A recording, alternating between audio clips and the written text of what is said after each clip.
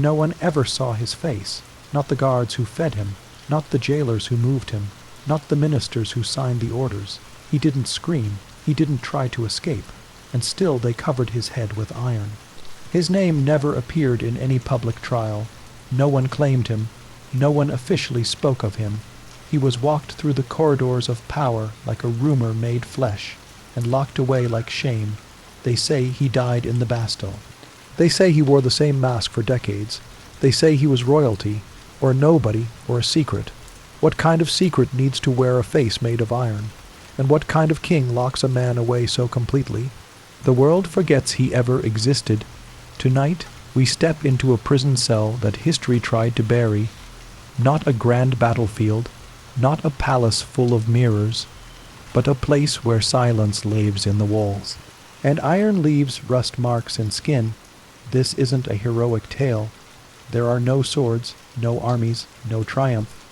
It's the story of what happens when a person is erased slowly, quietly over years, and now. You're lying on the stone floor. There's no light except for the orange thread of torch smoke drifting under your cell door. There's no window, no mirror, no way to remove the mask. You've worn it for so long, it's hard to remember your own face. But the truth behind that mask, it still exists, somewhere, waiting to be remembered if you're still awake. Welcome. This is boring history for sleep, where the quietest stories are sometimes the most disturbing. If you're new here, feel free to subscribe or tell us where in the world you're listening from tonight. Are you in bed, on a night shift, under a blanket fort with your cat? Wherever you are, get comfortable. Because this is the beginning of a very old, very quiet secret. Let's begin. You wake slowly, though you don't remember falling asleep. The stone beneath your back is damp. Not wet, not soaked, just damp, like it always is. That same soft, sour smell of mildew curls around your nose the way it always has. You can't recall the first time you noticed it, and you can't remember the last time you saw sunlight. You blink, but there's no light. Just the faint shimmer of torch smoke seeping under the door enough to shape the walls of your cell in pale smudges. There's no window, there's no breeze, and no sound except for the usual dripping in the corridor. Far away a drip that seems to come from the roof, or the stones, or maybe even your own mind.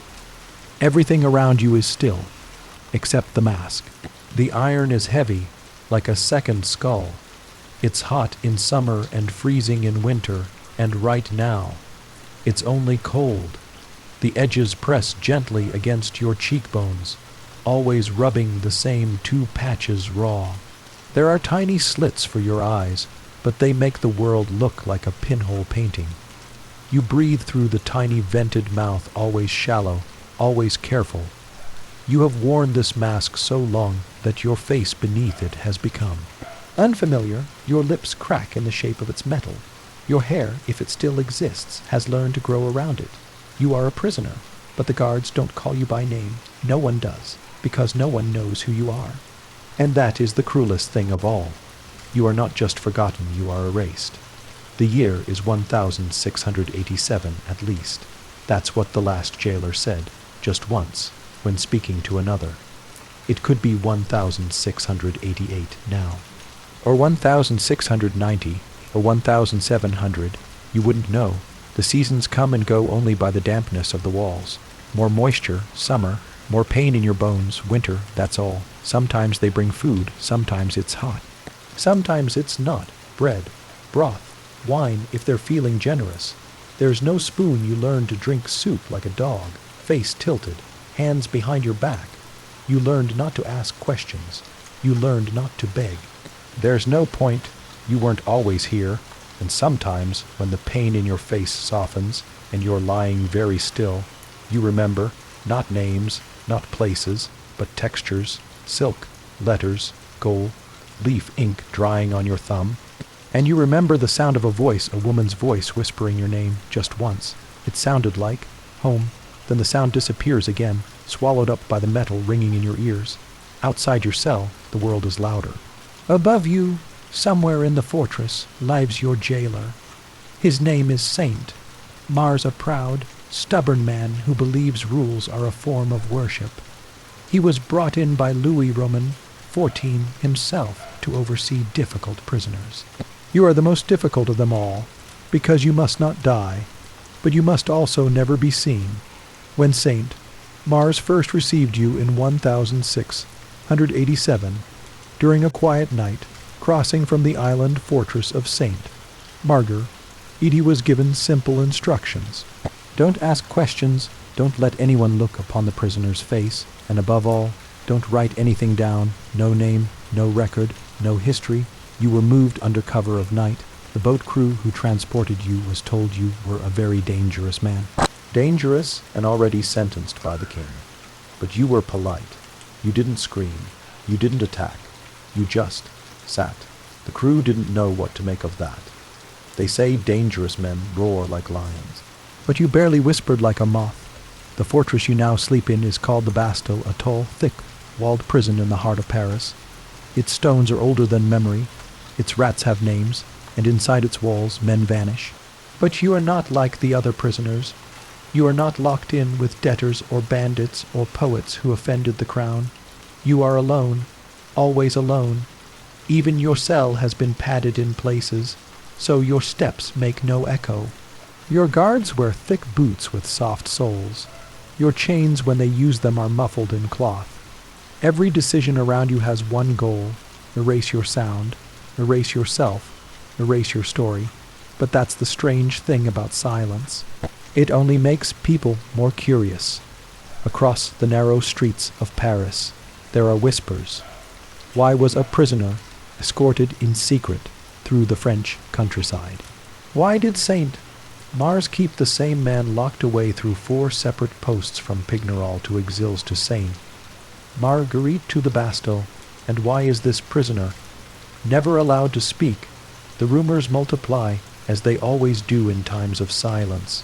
People begin to guess, and guessing becomes history. One says, you are the older brother of Louis Roman, 14 born first, hidden to preserve the king's rule.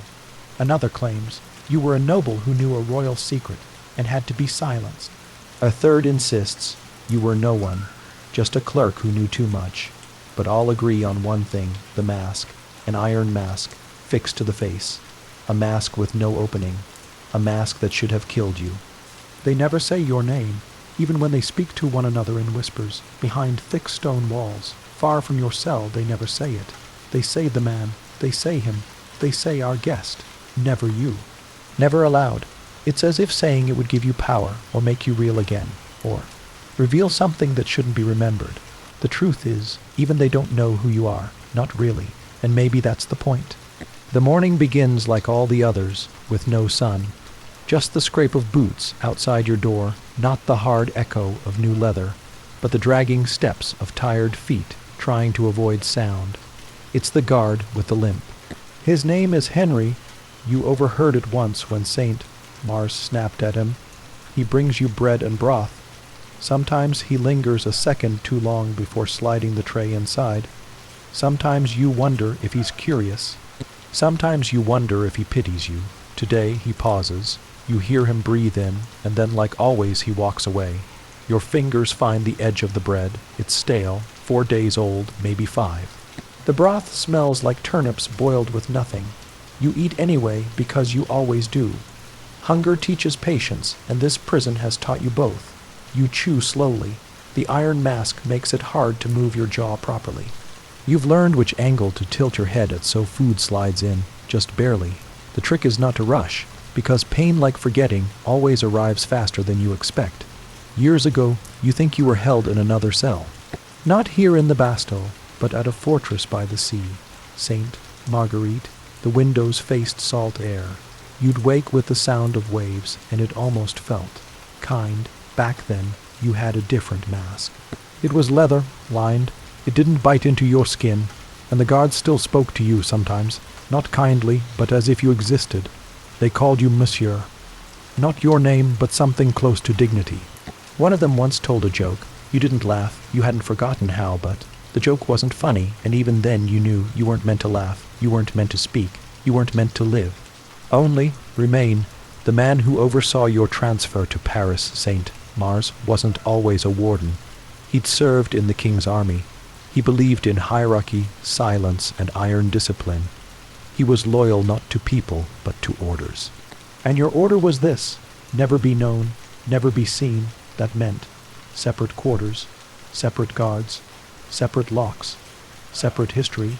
When Saint Mars was reassigned from Saint Marguerite to the Bastille in 1698, he insisted you come with him. Not by choice, but by design. The king agreed. The order was quietly renewed. Outside, the city was changing. Paris had become louder, filthier, more alive. The streets ran with chamber pots and perfume, both poured from windows. People walked in wigs taller than children and wore powder over smallpox scars. The poor starved in alleys. The rich danced in gold, and in between them all, gossip spread like smoke. In salons and cafes, people whispered about you. Not you exactly, but a prisoner, a mysterious one, a man whose name no one could say, a man who wore an iron mask. Some said you had disfigured yourself. Some said your face was too beautiful. Some said you were cursed, that looking upon you meant death. And always, always, they wondered who you were. It's strange how forgetting someone can make them more unforgettable. Inside your cell, the air smells of rot, not strong, just faint, like dried mushrooms left too long in a sack. You've come to know every scent, every sound, every silence here. The cell is small, a cot, a bucket, a cracked bowl that once held wine but now catches condensation from the wall, and the walls speak if you listen long enough. They groan with the cold. They hiss when torches go out. And in the stillness, they seem to breathe with you. You've come to trust the quiet more than the people who break it. One night years ago now, you tried to remember your name out loud. You waited until no one was nearby. You whispered into the darkness, just a soft syllable, nothing more, but the mask caught the sound, warped it, turned it into a metallic echo. It didn't sound like your voice anymore. It didn't sound like anyone's. You never tried again. Now, your name feels like a piece of metal left in the rain, rusted out of shape. They say Louis Roman, 14, ruled longer than any European king, 72 years. He called himself the sun. He built Versailles, turned nobles into courtiers, and France into theater. Every mirror in his palace reflected him. Every law bent toward him. Every man, woman, and child orbiting the monarch. But there was one thing he couldn't control, a secret, and that secret was locked in a cell, wearing iron, breathing quietly, not dead, not alive, just here. Sometimes you wonder if he regrets it. Not out of guilt, but because of the trouble you caused, the cost of moving you, feeding you, silencing every man who saw you, watching whispers grow teeth. You were supposed to disappear, but the silence you left behind only made people lean in closer. That's what silence does, after all. It doesn't erase the story, it sharpens it. Henry returns in the evening. This time there's no food, just the sound of keys turning slowly in the lock, not to open the door, but to check that it's still sealed. He pauses, his boots shuffle once. You hear him clear his throat. He's not supposed to speak, but then, softly, he mutters something under his breath. 3 words, you only catch one: forgive. And then he walks away. The cell falls quiet again. You shift your weight, your knees ache, your ribs pull tightly with each breath, and the mask, always the mask, feels heavier tonight, as if the air itself is pressing it deeper into your skin. But somewhere beneath the metal, you still remember the feeling of open air on your face, not the details, not the day, just the sensation, the memory of wind brushing your cheek without permission, the sun making you squint, the salt of sweat running freely, not trapped. It was a long time ago, but it still lives inside you, like a seed buried in stone, waiting. They never gave you a trial. They never wrote down your story.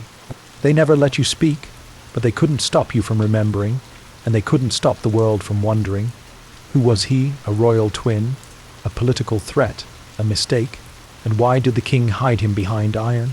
You're still here, still breathing, still wrapped in silence, but that silence is starting to crack, because someone, somewhere, is still asking, and maybe, just maybe, someone will listen long enough to hear the truth.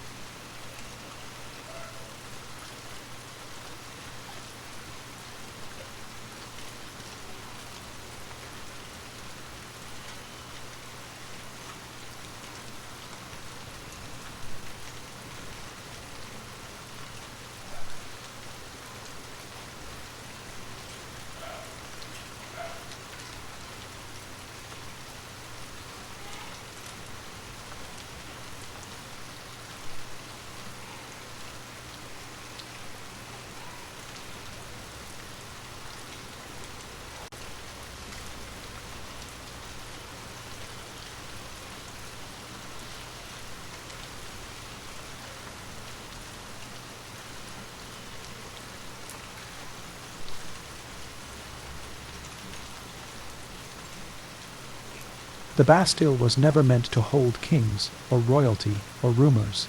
It was a military fortress built in the late 1300s during the Hundred Years' War, when Paris feared the English would burn everything. Its walls are thick over 10 feet at the base and built with narrow towers for archers, not mercy. But times changed. By the reign of Louis Roman XIV, the fortress had been turned into a state prison. It wasn't just for criminals. It was for problems, writers, nobles, bureaucrats who asked the wrong question, and sometimes men like you, no charge, no trial, just a sealed order signed by the king, a lettre de cachet, a single piece of parchment. That was all it took to disappear someone. You didn't arrive at the Bastille like the others. There was no wagon, no announcement, no chains. You came at night. Only 4 men knew. The guards were told never to speak of it. They didn't. One of them died of illness. Another vanished from the city. A third was reassigned. The last remained and kept his silence. In your cell, time is harder to track. The straw is changed occasionally. The smell improves for a day or two, then returns. Your meals come on no set schedule. There is no bell, no sun, no calendar. You learn to count time by the rate at which mold forms on bread crust. 1 week for green fuzz, 2 for black, 3 for insects. Then it disappears and the cycle starts again. The guards know this place breaks people slowly. It doesn't require violence. It doesn't scream. It waits. They were told not to hurt you. That was important. No bruises, no marks, only confinement. You are kept fed, clothed, and still alive, but only just. This prison isn't for punishment. It's for containment. Most prisoners here speak to someone, a fellow inmate, a guard, even themselves. You do not. That is the rule. Not only are you forbidden to speak, others are forbidden to speak to you. It was one of the conditions given to Saint Mars before he accepted command. He complained. He said it would be difficult to enforce. The king's men answered simply, "It must be done." Saint Mars followed instructions. He was thorough. Each guard assigned to you was interviewed first. Their histories were reviewed. None of them were local. They were rotated frequently. None were ever assigned twice. Your meals are prepared by one man, served by another, and disposed of by a third. That way, no one lingers, no one asks questions, and no one pieces together your habits. This wasn't just security. It was designed to break the pattern, to blur your identity, to prevent recognition, even from yourself. But secrecy is expensive. The Bastille, already costly to maintain, needed additional funds to accommodate you. Special quarters, a private staircase, a separate route through the fortress to avoid contact with others. The crown paid, quietly. Every few years, the cost would be reviewed. One man, a low-level accountant in the Ministry of War, once asked why this single prisoner required twice the rations of any other. He received no answer. 2 months later he was transferred, and he stopped asking questions. Outside, Paris continued changing. The salons grew louder, the printing presses faster, the cafes more political. People gossiped more easily now. They talked about Voltaire, about court scandals, about disappearing coin value. But one rumor never faded. A masked prisoner, kept in silence, known only to the king. Voltaire, still young then, still reckless, repeated the story publicly in 1711. He claimed you were the brother of the king, not a criminal, not a traitor, a twin, older, possibly, born first, hidden to protect the throne. It was unlikely, but it sounded possible, and Voltaire didn't care about proof. He cared about attention. Other writers offered different versions. One suggested you were a general. Another thought you were a finance minister. One rumor even claimed you were an English spy, captured and buried by French pride. None of them had evidence, but that didn't matter. People believe what they want to remember. In reality, records about you are thin. Very thin. There's an entry in the Bastille's logbook from 1698. It lists your arrival, but not your name. Just a prisoner from Saint Marguerite, kept under the care of Saint Mars, masked, orders direct. That's all. No birth date, no background, no crime, just orders direct. It meant Do not question. The mask was not optional. It was written in your transfer. The face must remain covered at all times by cloth or iron. If found uncovered, punish the responsible party. This wasn't punishment. It was protection, not for you for them. In your cell, the mask is the only part of you that hasn't aged. It doesn't change, it doesn't loosen, it doesn't rust fast enough to break. Your wrists have thinned. Your skin has dried. Your voice, though rarely used, has grown quieter, but the iron remains. You've learned how to clean it with water. You use the hem of your linen shift. You learned not to tilt your head too far while sleeping. The edges leave bruises. There is no mirror. You remember your reflection from long ago. A different place. A polished silver tray at someone's table. For a moment, you saw yourself the mask shining, your eyes dim. You looked away. Even then, it was easier not to see. No one comes today. No food. No footsteps. Just stillness. That happens sometimes. You aren't sure if it's deliberate. A test. A mistake. Sometimes the guards forget. Sometimes they don't care. Sometimes they're told to. Saint. Mar still gives the orders. He rarely visits you in person. When he does, it's brief. He inspects your cell. He watches you breathe. Then he leaves. He never calls you by name. He never looks directly at the mask. He never writes anything down. He's loyal. That's why they trust him. At night, the Bastille changes. The city quiets. The windows go dark. The wind picks up over the river and whistles through the fortress cracks. You lie awake. You've trained yourself not to dream. Dreams bring voices, and voices remind you of your name, or what it felt like to have one. You hear a rat moving near the pail.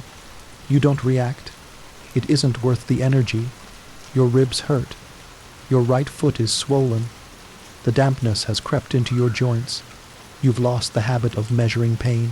It exists, that's enough. You think about the men who built this prison, how they stacked the stone, how they shaped each corner with intention, not for comfort, for control.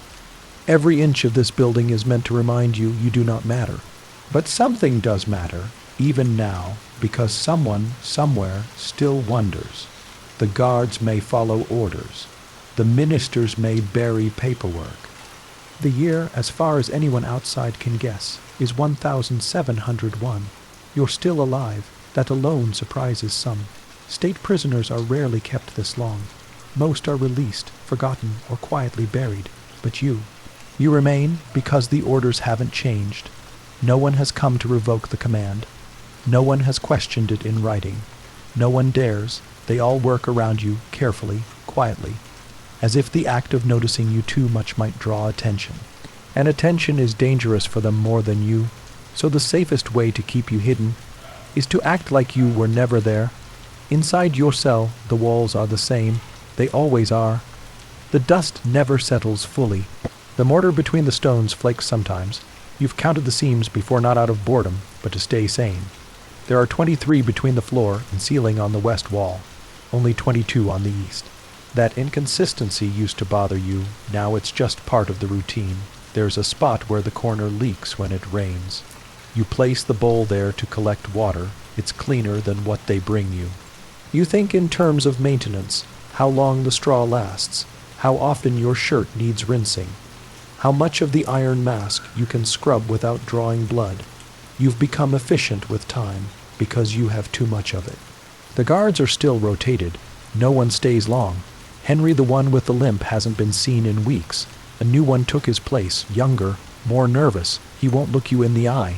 He places the tray down without speaking. Bread again, and a dark root stew that smells like scorched onion and old cabbage. He forgets the water. You don't remind him. You're not allowed to speak. He's not allowed to acknowledge you. This is how things are kept orderly. Far above you, inside the walls of Versailles, Louis Roman XIV is aging. He doesn't walk as much. His teeth hurt. His eldest legitimate son is already dead smallpox. The king no longer dances. He no longer hosts elaborate plays. He rarely leaves the palace, and most importantly, he rarely signs orders himself. This, more than anything, has changed your fate, because if no one signs, nothing moves. Most prisoners at the Bastille leave a trail of paperwork. Arrests, letters, lists of visitors, appeals. Yours is different. Your records, what little exists, are locked in the personal file of Saint Mars, not in the official prison registry. There are notes.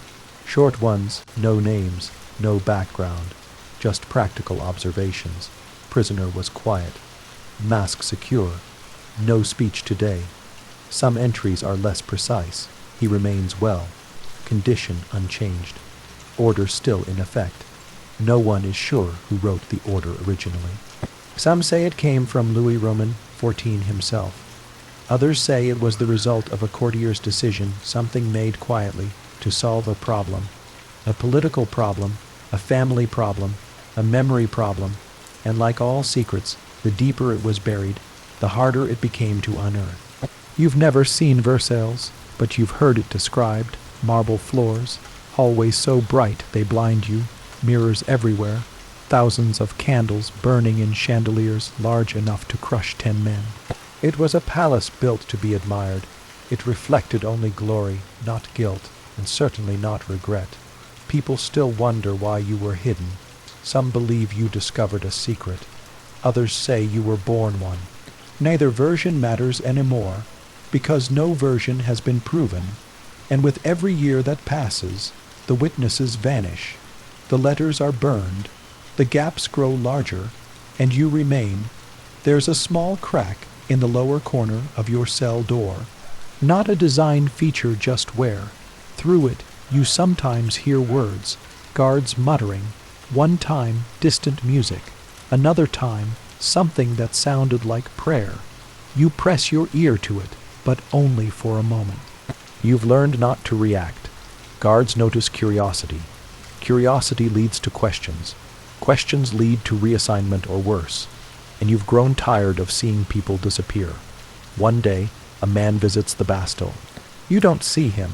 You're not told his name, but you hear part of the conversation between him and Saint Mars. They speak in low voices not near your cell, but in a corridor outside your reach. He asks about you.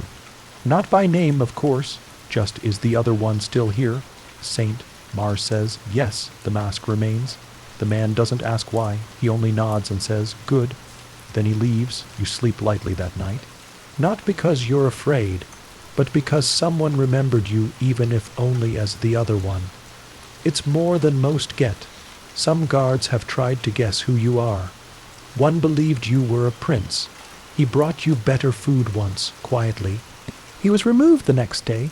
Another guessed you were an impostor, someone who knew too much. He left you a note. You burned it, because it was safer to forget than to hope, and safer to be no one than to be someone inconvenient. The Bastille is colder this year. A leak in the southern wall has brought more moisture.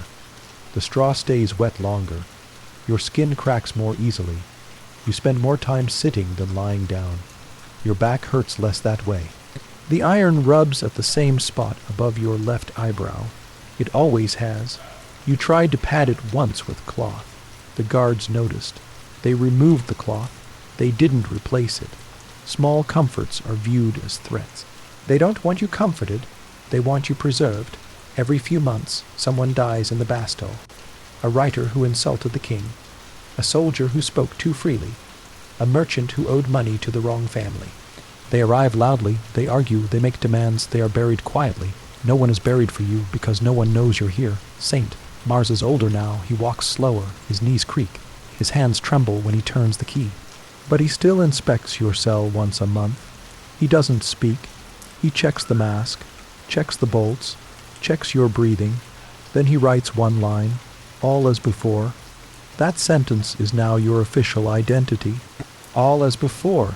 You are not the only prisoner in history to be forgotten, but you may be the only one deliberately forgotten. Erasure is different from neglect. It takes effort.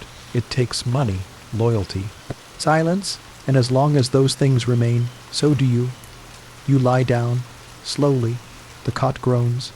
Your ribs ache, but not more than usual. You stare at the ceiling. You wonder how many times you've stared at it. Then you stop wondering. It's not useful. You exhale. The mask shifts gently against your nose. It makes no sound. Everything is still. And for one moment you imagine not escape but recognition. A single person who knows your name, a document, a voice. A small sentence in some forgotten archive that says, "He was here."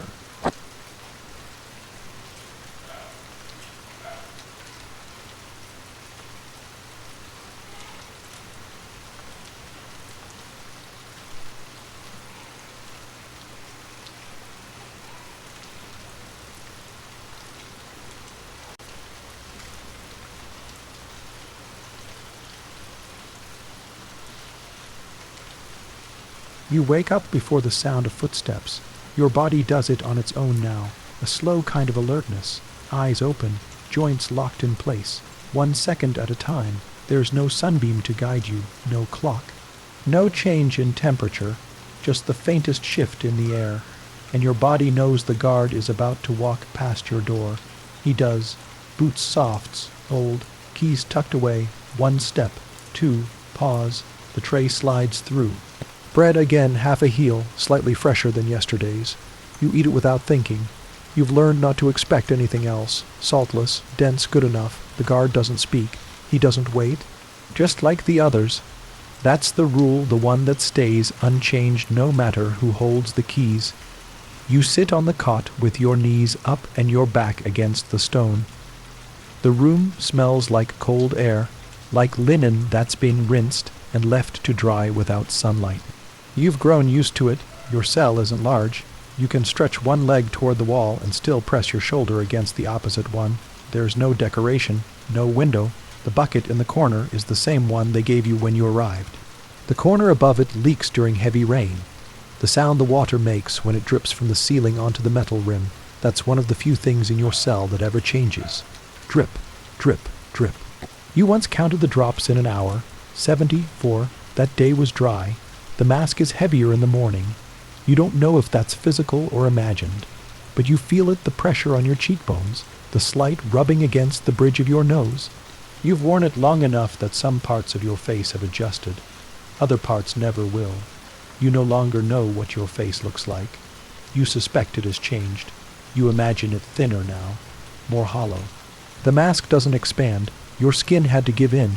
There's a soft spot behind your right ear where the iron touches. You've learned to sleep on the left. The guards don't stay longer than necessary. The current one is named Etienne. You heard another call his name outside the corridor once. He's tall, quiet, probably in his 30s, wears gloves when handling your food tray. Not out of disgust, just protocol. He doesn't know your story. They never tell the new ones anything real. Just do not remove the mask. Do not speak to the prisoner. Do not ask questions. It's easier to manage compliance when the reason is left blank. Occasionally, you hear distant shouting from another cell, from the upper levels. A prisoner protesting something, food, illness, mistreatment. You never shout. You haven't in years. There was a time you tried to ask a question, a quiet one. You only said one word. You don't remember what it was now. The guard reacted quickly. The door stayed locked, but the message was clear. You are not to speak. Ever. That was a long time ago. You haven't tried since. Saint. Mars visits once this month. He's slower now. His face has more creases. His eyebrows are thinner. He no longer stands upright. He enters, doesn't speak, checks the room. He glances at the iron. He nods once. Then he leaves. His visit lasts 3 minutes. You don't watch him go. You already know what the door looks like when it closes. There's a day when the bread doesn't come. You wait. Hours pass. No footsteps. No tray. No explanation. At some point, you begin to wonder if this is how it ends. Not with violence. Not with discovery. Just silence. A forgotten prisoner left alone long enough to fade. But then, near nightfall, you hear them. 2 sets of boots. Low voices. A heavy key turning. The tray is slid in. This time it's broth, hot, salted, with some meat in it. Veal, maybe, it's hard to say. You eat slowly. You wonder what changed, then you stop wondering. Questions don't help. You lie down on the cot again. The fabric is rough, worn. Some of the seams are opening. You've tied them shut with thread pulled from your own shirt. They don't replace the linens often. Once every 3 or 4 seasons. It depends on who's managing the supplies. Everything inside the Bastille moves at a pace designed to wear people down. Not quickly. Slowly, soft edges chipped away over time.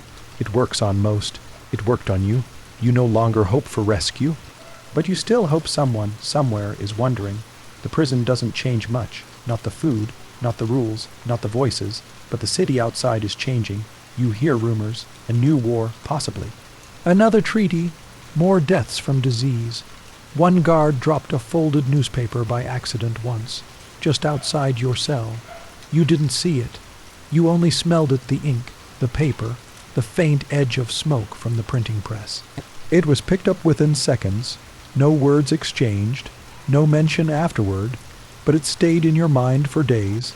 Not the headlines, just the smell. There is something strange about being held this long. Not just the isolation, but the lack of explanation. Most people know why they were imprisoned. Even if they lie to themselves, the reason exists. You were never told, not directly, no accusations, no confessions. No sentence, just the mask, just the silence. The idea of time becomes less useful. You don't measure by years anymore. You measure by patterns. How many times the guard rotates. How often a torch is replaced. When the floor gets scrubbed, by those measures, it's been a long time. Long enough to forget the shape of seasons. You are not dead. That's important. Because a man who is dead cannot be studied. And the people who placed you here, whoever they were, wanted you to stay alive. Alive and masked and voiceless. Not to punish you, but to control something larger. Possibly a rumor. Possibly a truth. Possibly just a name. That's what history would later struggle to understand. Not why you were hidden, but what you were meant to protect. No one has come to reverse the order. No one will. Saint. Mars will die eventually. Someone will take his place. And whoever that is, they'll follow the same routine. Because that's the safest thing to do. When no one understands the reason, they follow the rule. You close your eyes again. There's no sound now. Just breathe. The iron moves slightly when you exhale through your nose. You count heartbeats not to sleep, just to stay aware, just to stay yourself, and still no one calls you by name. You remember being called Monsieur. You remember someone using the word brother. It happens quietly. Saint, Mars is dead. You don't see the body, no announcement is made, but something changes. The footsteps outside your cell are different, slower, unfamiliar, a shift in how the door is checked. The rhythm is off. A new man gives the orders now. He doesn't speak to you, but you can tell he's still learning how to walk the corridors. He doesn't pause in the same places. He tests keys before inserting them. He lingers too long at corners. It takes 3 days before you hear confirmation. 2 guards whisper near the gate. One mutters they buried him at Saint. Paul, quietly, few came. That's all, no title. No ceremony, no mourning, just buried. Saint, Mars kept you alive for over 3 decades. Now he's gone. You remain. His replacement is a man named Du Rosel. You only hear his name because someone slips up a younger guard answering to the wrong voice. Du Rosel is different, not unkind, not cruel, just uncertain, the kind of man who checks rules twice. He spends time reading reports. One evening you hear him walking with paper in hand. He stops near your cell. You don't move, he doesn't speak. Then, still here, he says under his breath. Then nothing. Your mask doesn't change. No new design. No adjustment. Still the same weight pressing on your temples. Still the same dull pressure behind your eyes when you lie down. But the prison's rhythm begins to shift. Saint, Mars kept things predictable, precise. Every 30 days, he checked on you personally. Every 15, he reviewed the guards. Du Rosel does it differently. He waits longer. Some days, no one passes by at all. 1 week, the bread is moldy 3 days in a row. Another, the torch outside your cell isn't replaced, and your corridor is dark until mid-morning. Small things, but you notice, because that's how you survive. You were never allowed to read or write. Not 1 page. Even when you asked once during your first year in this prison, you were told flatly, no pen, no paper. That rule remains. But during Du Rosel's 3rd month, something unusual happens. A slip of paper arrives with your tray, folded, blank, probably left by accident. The guard doesn't notice. You stare at it for almost a full minute. It's not fear that stops you, it's doubt. You haven't held paper in over 30 years. When you finally touch it, your hands shake more than expected. You unfold it, completely blank, no letter, no message. Just paper. You don't keep it. You tear it, eat part of it, flush the rest into the drain hole in the corner. If the guards discover it, they'll ask questions. You've learned it's safer not to create questions, even innocent ones. You sometimes wonder what kind of prisoner you were meant to be. Not in theory and practice. You were not beaten, not tortured, not dragged to court, but you were silenced, removed. Masked, you were not forgotten accidentally. You were removed on purpose, which raises the question, if someone needs to erase you, what did you know? By now, the world outside has changed again. Louis Roman, 14, is growing old. His legs swell, his mood worsens, his last surviving son is tired. His great-grandson is a child not yet ready. The king doesn't ride anymore, he rules from his chair. Letters reach the Bastille with less frequency. Instructions are briefer. Some are signed by aides, others are unsigned, but understood. You're still listed in the Bastille's hidden records, but they've stopped writing full entries. Now it's just prisoner, secure, no issue, routine continues. There's nothing else to report. Because nothing is allowed to happen, in 1703, one of the guards coughs every time he walks your corridor. Dry, persistent. It lasts weeks. He's replaced suddenly, no explanation. The new one wears heavier boots. He moves faster but stops abruptly outside your door, then walks away. There's no contact, no introductions, no break in the rule. The mask stays on. The silence continues. The food tray arrives. The cot remains. But the world outside you is fraying at the edges. You think of the boy once, the one from years ago when you were still held at St. Marguerite. He was a kitchen boy, barely 10, passed by your window once while delivering water. He looked up, froze, then someone shouted. The boy disappeared the next day. No mention, no replacement. You never saw him again. That was the moment you realized how dangerous your face must be, not just for you. For anyone who saw it. Du Rosel inspects your cell once in person. He says nothing. He checks the wall, measures the bucket, nods at your posture. Then, after pausing too long, he mutters, "You're older than I imagined." He leaves before you can react. You don't speak. You're not supposed to, but for some reason, that sentence lingers longer than most. Older than imagined, because imagination has always filled in the blanks of your life. That's the irony. No face, no name. So people invent. The king dies. Louis Roman, 14, the man who ruled longer than any king in French history, is gone. You don't hear it from a trumpet. You don't hear it from a guard. You feel it. The routine changes. The tray arrives later. The torch is lit earlier. There's nervous movement outside your cell. Fewer orders, fewer checks, and a silence that doesn't come from habit, it comes from uncertainty. Someone whispers in passing, "He's gone." That's all they say. But it's enough. Louis had ruled since childhood. Now he's buried at St. Denis, a 7-year-old takes his place. Louis Roman, 15. Too young to rule, so a regent takes over. Philippe, Duke of Orleans, and regents have different priorities. Money, appointments, titles, favors, the game resets. Which means men like you ones kept in silence. Ones with no clear paperwork are risks. Not because you're dangerous, because no one wants to be responsible for you anymore. Du Rosel is replaced. You hear no reason, no announcement.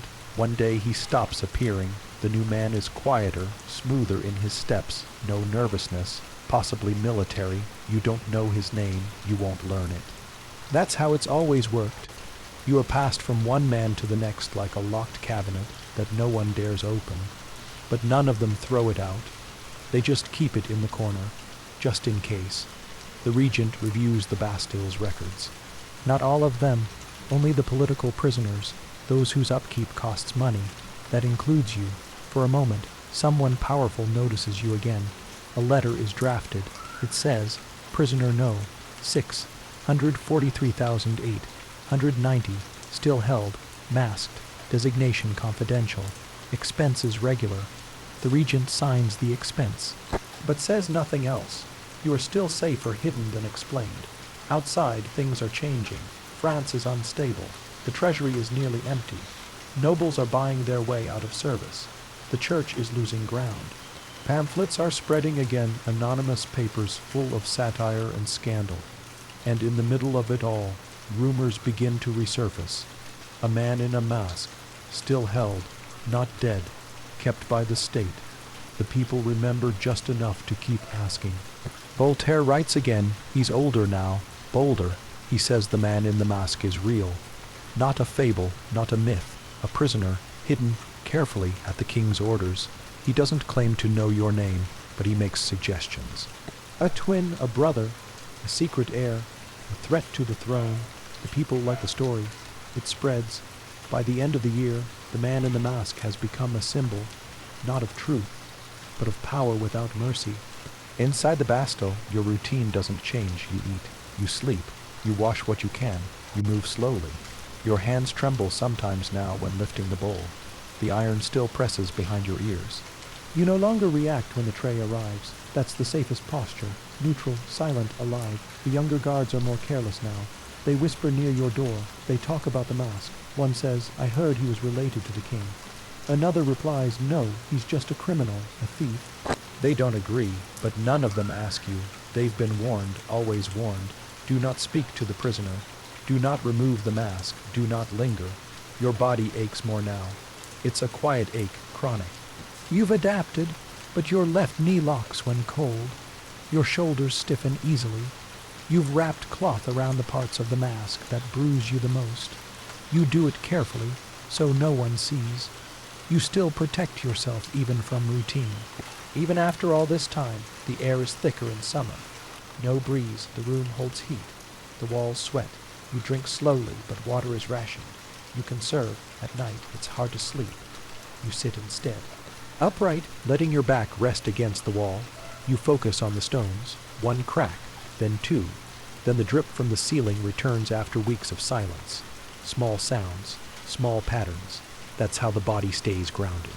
One night, the torch is out. You sit in darkness, total. You think, maybe the guard forgot. Maybe supplies ran out. Maybe they're testing how long they can leave you like this. You don't react, not at first. Then, after hours, you slide from the cot and stretch your legs across the floor. Just enough to feel the edge of the bucket. Still there, still leaking. Same leak, same sound, so you wait.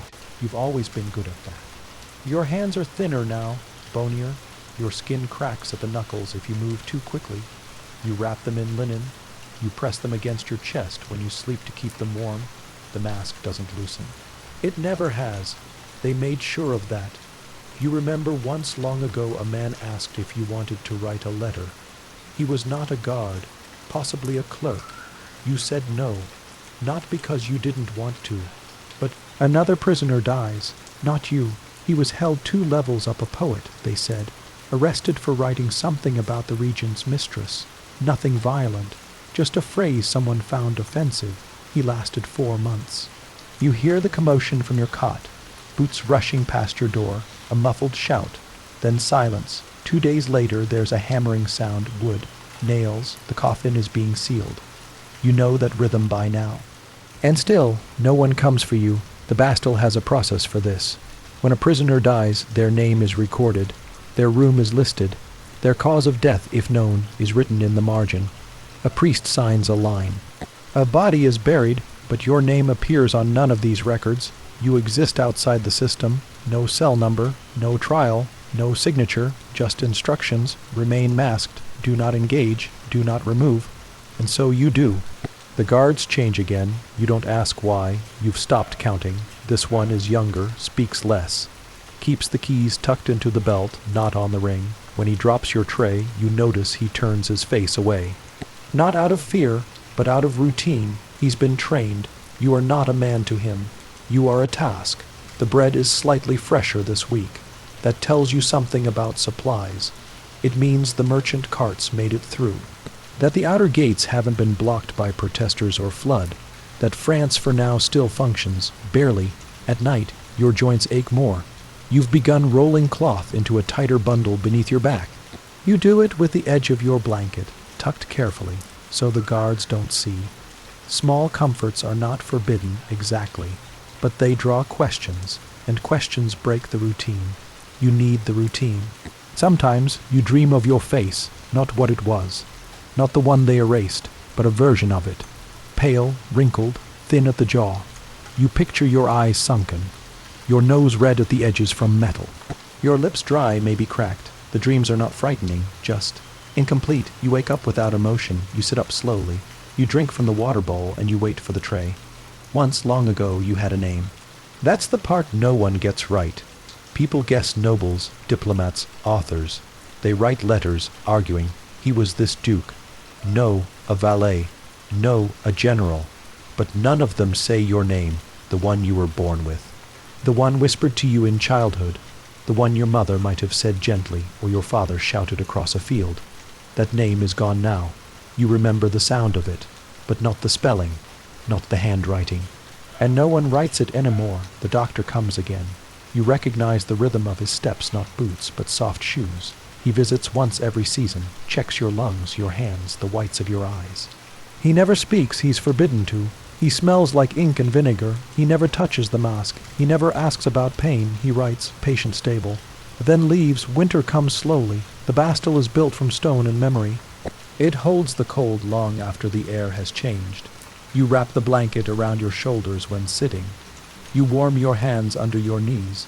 You don't cough this year, but your back stings when you stretch. Possibly bruised, possibly just age. It doesn't matter. Nothing does except not dying, because death would mean explanation, and that's not allowed. You were never meant to die naturally, not here. You were meant to exist, not live, not perish, but simply remain, frozen in time. A question no one wants to answer. A page no one wants to open. That's what the mask is for, not to protect your face. To protect the system, because removing it would mean admitting it was ever necessary. Sometimes the guards slip. They whisper too close to the cell. You hear fragments of rumors from the outside. A new war might start in Italy. Gold shipments stolen in Marseille. A new tax announced on windows of all things. People boarding ships to America. You hear the words, but they feel foreign now. You live in a world with no maps. No borders, just walls, 4 of them, and the ceiling, and the floor. That's your country now. You haven't seen sunlight in 34 years. You remember what it looked like through glass. Not direct, not on your skin, but through a small barred window when you were still held in exiles. A white square of sky, cloudless, that was before the mask was tightened, before they brought you here. Since then, nothing. The torches flicker yellow, the rain water gleams dull, but no real light. Not anymore. It doesn't hurt you. You've adapted, but your dreams are colorless. Your teeth are fewer now. One came loose last month. You removed it carefully, wrapped it in cloth, buried it behind the straw. You didn't want the guards to see it. They might think you're weakening. They might write something down. You need them to believe you're stable, not because you want to survive, because you want to survive unnoticed. The doctor returns once more. He presses your wrist, taps your back. He says nothing, but this time he hesitates, just a moment, then walks away. You wonder what he saw. A bruise, a tremor, something in your breathing. He doesn't say, no one ever does. There's a rumor now in Paris. A mask has been found, not yours, but one like it, brass, painted black with leather padding. A forgery, a stage prop, nothing real. But it reignites the story. Writers begin again. Voltaire publishes his second version. Others respond. One says you were the king's cousin. Another says you were a priest who heard a dangerous confession. A third, more dramatic, says you were a twin. None are correct, but none are provable, and that's the danger. Rumor needs no proof, just repetition. The cell is quiet. No rain, no voices. The torch outside your door sputters once, then steadies. They've moved you, not far, just 2 corridors over. The new cell is colder, smaller. The cot creaks louder when you sit. The bucket is rusted. The door has a heavier lock. The change happens without warning. You woke up, and they were already there. 2 guards, silent. One gave you a cloth to cover your face, as if the mask alone wasn't enough. They didn't speak. They didn't explain. You stood. You followed. No resistance, no questions. You learned long ago that silence buys more time. You didn't ask why the room changed. You already know the answer. Sometimes they just want to make sure you can still be moved. The new room smells of wet stone. Less mildew, more iron, possibly used for storage before. The walls are darker, fewer scratches. The cot is bolted to the floor. There's no window. There's still no light. You count the bricks in the back wall again. 20, 2 horizontal, 11 vertical, same as before. That comforts you. The world shrinks more each year, but patterns remain, and patterns are survival. Your body protests more now. The cot is too hard, the air too cold, the mask too tight. Your shoulder aches from the transfer. A bruise, probably, it will fade. You don't ask for a doctor. You don't report discomfort. Every complaint gets recorded, and every record is a reminder that you're still here. You want them to forget. That's the safest thing. 2 weeks after the move, your tray comes late. 6 hours late. You don't panic. You just wait. When the food arrives, it's cold. Bread, no broth. The guard doesn't look at you, doesn't explain. You eat without comment. That's how the system protects itself, by keeping you too tired to protest and too weak to be a threat. You overhear a conversation outside your door. 2 guards. One says he's still alive. The other answers barely, but they said leave him until there's a letter. A letter. That's how it always works. Orders come in writing, signed, reviewed. No one wants to be the one who acts without one. Even after all this time, they're still afraid of what you represent. You sit on the cot, adjusting the cloth under the edge of the mask. The lining has worn thin. You use a strip from your shirt to cushion it, not for comfort, just to avoid the bleeding. You've learned to live inside the iron. The jawline digs slightly when you chew. The cheek plate presses hardest when you lie down.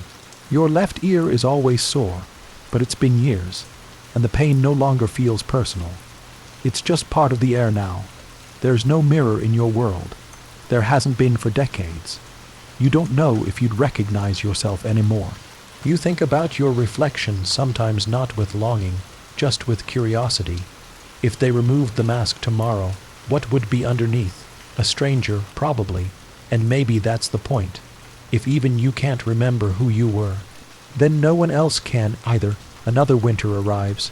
No frost in the cell, just the cold settling deep in the walls. You sleep curled tighter. Your joints don't stretch easily anymore. Your fingernails are cracked. You pull loose threads from your blanket to wrap them. No one notices. No one asks. You once thought they might change the rules. After the old king died, after new leaders took over, but the mask stayed. And so did you. You remember once hearing the word mercy. A priest whispered it to a young god outside the Bastille gates. You were being transferred between prisons that day before the Bastille, when they still moved you like a package. The word stuck with you, not because you believed in it, but because it didn't apply to you. The record books don't say your name, but they do say the masked one. Just that. No age, no crime, no trial. Just cost of food, guard rotation, linen count. There is no other prisoner in France like you, and they know it. A new man joins the guard rotation. Younger, curious. You hear him asking questions. Why does he wear it? Was it for a crime? Is he dangerous? No one answers him directly. One voice says, "Don't ask again. Not about that one." And just like that, your identity continues to shrink, not just hidden, but denied. Even to the people standing 5 feet from you. You've forgotten the taste of meat.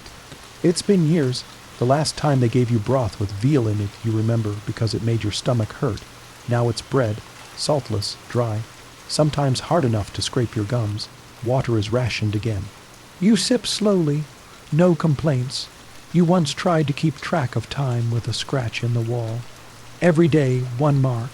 It lasted 6 months before the guards noticed and scraped it off. After that, you stopped counting. Now you measure time by noises, how often boots pass, how often the drip above the bucket restarts, how often the torch is replaced. It's enough. Some days, your breath comes short. Not illness, just age. The mask doesn't help. Air moves through small vents, but not much. You've learned to pace your breathing, slow, even, quiet. Too much panic and you'll black out. You've blacked out. The Bastille is quieter this year, not peaceful, just slower. Some wings are half empty. A few cells are sealed shut for good. You hear fewer boots. The guards talk less. Meals are more predictable. They're not being kind.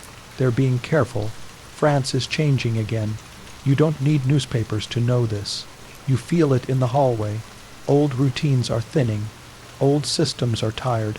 Outside, the regent is gone. The boy king is no longer a boy. Louis Roman XV now rules in his own name. His court is cleaner, younger, more distracted, less careful, less disciplined. He surrounds himself with pleasure, not policy. The kind of king who would forget you existed unless reminded. You hope he isn't? There's a name you hear whispered once. A clerk, young, ambitious, sent to review old Bastille records. He asks, who is the masked one? They tell him no one. He's not to be reviewed. The clerk says nothing more. But a week later, he's reassigned. No letter arrives. No changes follow. You remain. A new coat is brought. Not fine, not warm, just slightly less thin than the last one. You accept it without thanks. The last one was worn through at the elbows. You had sewn it once with thread pulled from your blanket. The guards said nothing. Possibly didn't notice. Possibly didn't care. This one fits badly, but you wear it. Not for comfort, just to keep your chest warm when sleeping. Your hands are slower now. You've stopped wrapping each finger. Too much effort. Now you just press them together and tuck them into your shirt when they hurt. You walk less to conserve energy. You sit longer. You sleep in 2-hour patches. Sometimes your dreams include names not yours. Not familiar, just fragments. Faces without details. Rooms without walls. You don't chase them. You just let them pass. The doctor returns, as he always does. He checks your lungs, watches your skin. He doesn't touch the mask. He never asks questions. But this time, he hesitates before leaving. You hear him sigh, not deeply, just enough to register. Then he walks away. You wonder if he's seen something. Or if he's simply tired of this job, this prisoner, this silence. There's talk outside the Bastille of revolts. Peasants refusing taxes, soldiers defecting, pamphlets flooding the streets. The guards never say much, but you hear snatches, they're hanging officials. They burned the tax house. It sounds like unrest. But unrest doesn't reach you. You are deeper than panic. You are beyond policy. Your breathing is more shallow now. You feel it when you lie on your side. Air comes slower, not blocked, just tired. Your chest rises unevenly. You exhale longer than you used to. The mask still fits. The vents are still open. But something in you is beginning to slow. There's a date scratched into the inside of your cuff. Not your doing. Possibly a tailor's note. Or an old prisoner's mark. 1708. That's 15 years ago. You've worn this sleeve through 3 kings, 6 guards, and 100 seasons. But you never noticed that number until now. It makes you wonder what else is hidden around you, scratched into metal, carved into wood messages meant for no one. Just marks, left so time can't pretend it was empty.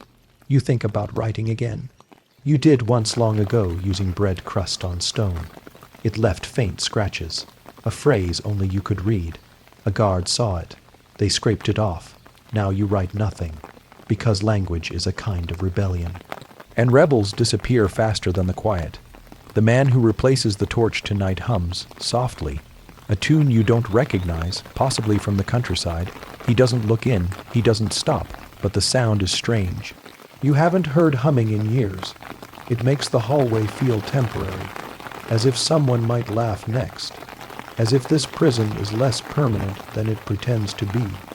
You stretch your back before sleeping. Carefully, hands braced on the wall, 1 foot forward, you feel the ribs shift slightly. There's a pinch in your side. It fades. You lie down, pull the thin blanket to your chest, and for a moment, you try to remember your own voice. Not a phrase, not a name, just the tone of it, the sound it made when you were still a person with places to go. But it doesn't come, only breath and metal and sleep. The rain returns, not loud, just enough to trickle. The bucket in the corner catches the drip. The rhythm is uneven. You count the seconds. 5, pause, 2, 4. It reminds you of a memory standing in a corridor once, holding a candle, waiting for a door to open. You don't remember why, just the waiting, just the candle melting. You once tried to count how many guards had passed through your life. Your breathing still hasn't returned to normal. It isn't urgent, but it's there shallow in the mornings, tight across your ribs, a bit slower climbing stairs. You haven't told anyone, because that would mean attention. And attention means decisions, so you walk slower, breathe quieter, adjust your posture on the cot so your lungs expand better. You've learned to manage your own decline without help, because help always has consequences. They've changed the bread again, thinner slices, less yeast, a bit more sour. That tells you two things. The flour quality is lower and someone's cost. Cutting, that's how you track the state of France now. Not through letters or guards or announcements, but through crust and texture. You chew slowly, you swallow without comment. You've done this long enough to know. Small changes always signal something larger. The torch outside your door is replaced later now. Used to be every 2 days. Now it burns down to its stub, sometimes sputters out entirely before someone comes. You don't complain. Darkness is quieter than company. The new guard whistles, not a tune, just air between his teeth when he walks. Careless, untrained, you don't hear keys at his waist. He likely keeps them hidden, maybe in his boot. He drops your tray with less caution.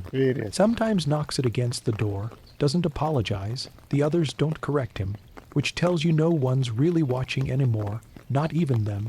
Your fingernails are darker this month. Possibly blood under the nail beds. Possibly just bruised tissue from how you've been sleeping. You wrap them at night in bits of linen. Reuse the same thread 5 or 6 times. You don't ask for replacements. That would mean explaining how you got them in the first place.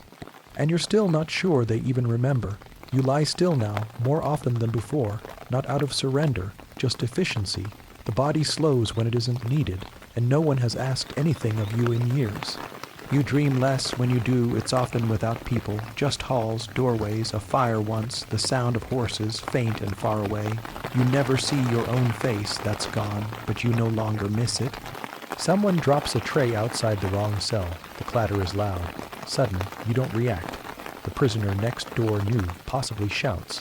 A voice not used to silence yet. He'll learn, or he won't. Either way, no one answers him.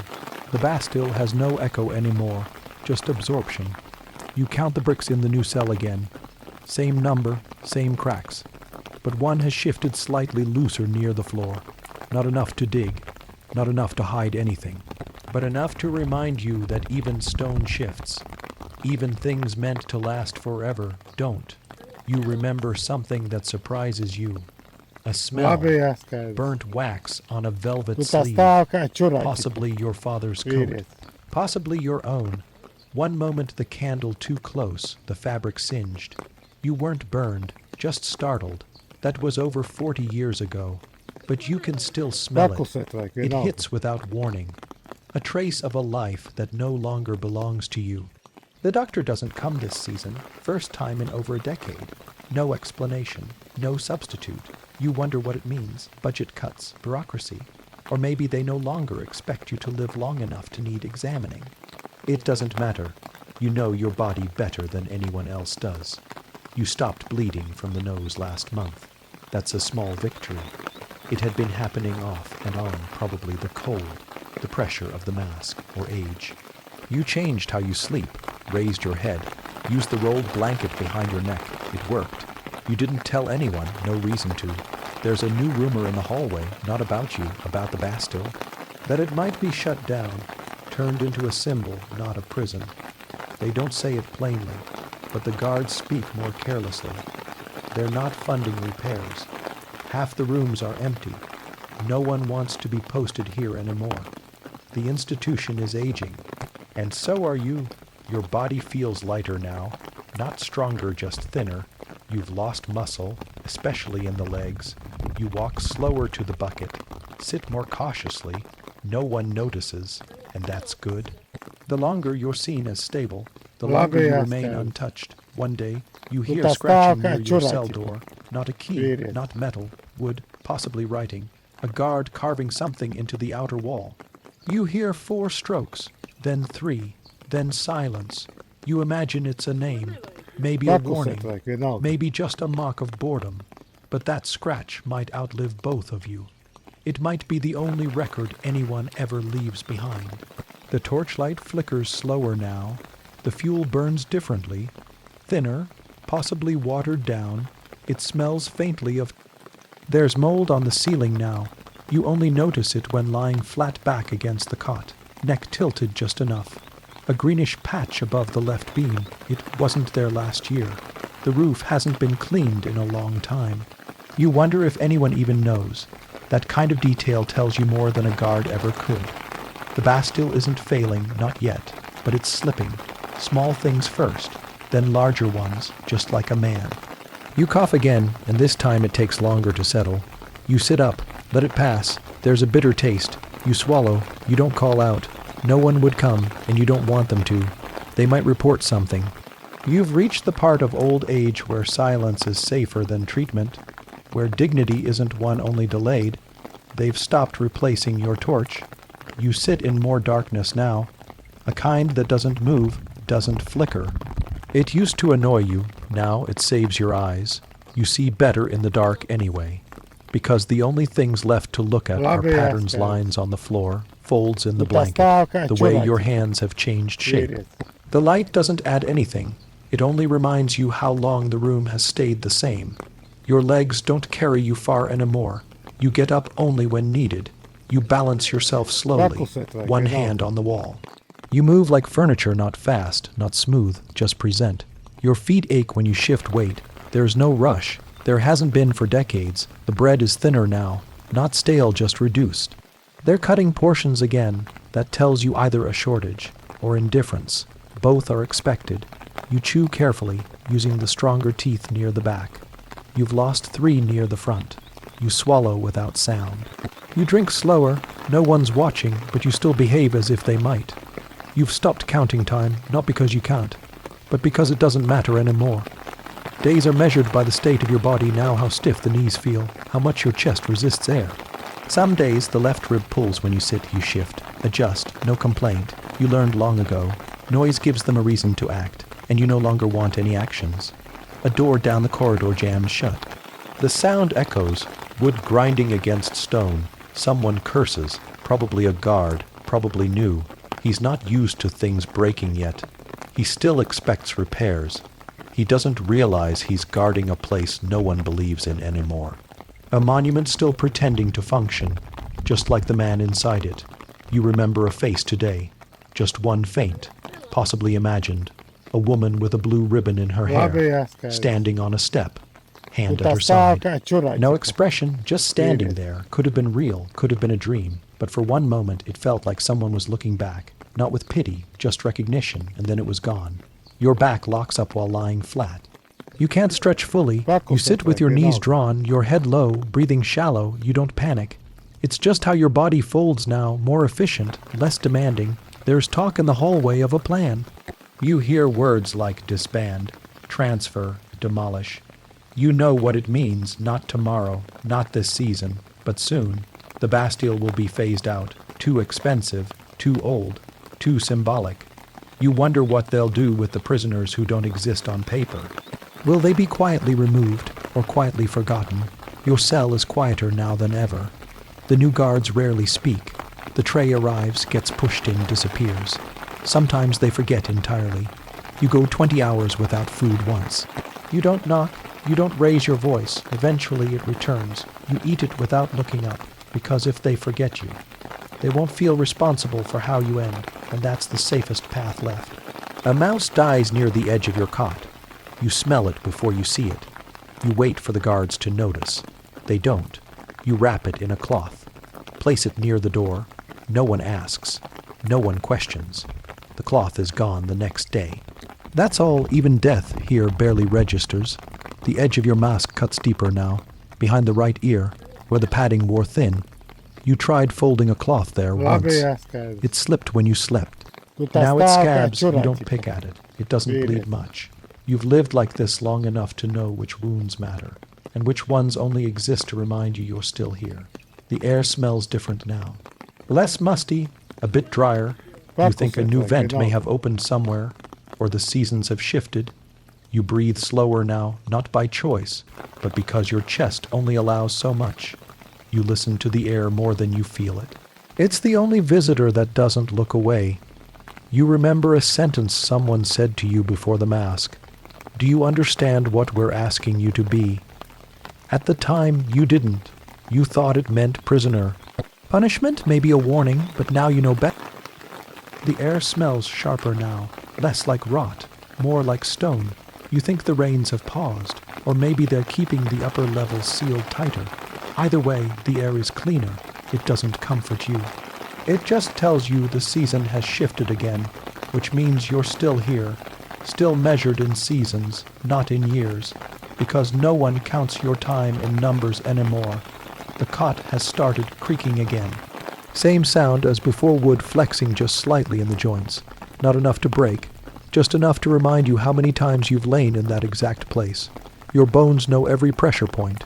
You've worn a shape into the mattress, a human outline without name, without age. You try not to move too much. You don't want to lose the little warmth it keeps. One of the guards knocks the tray against the door. Hard. He doesn't speak. He doesn't open the slit. He just slides it in roughly. The broth spills across the bread. You don't react. You wipe the spoon on your sleeve and eat slowly.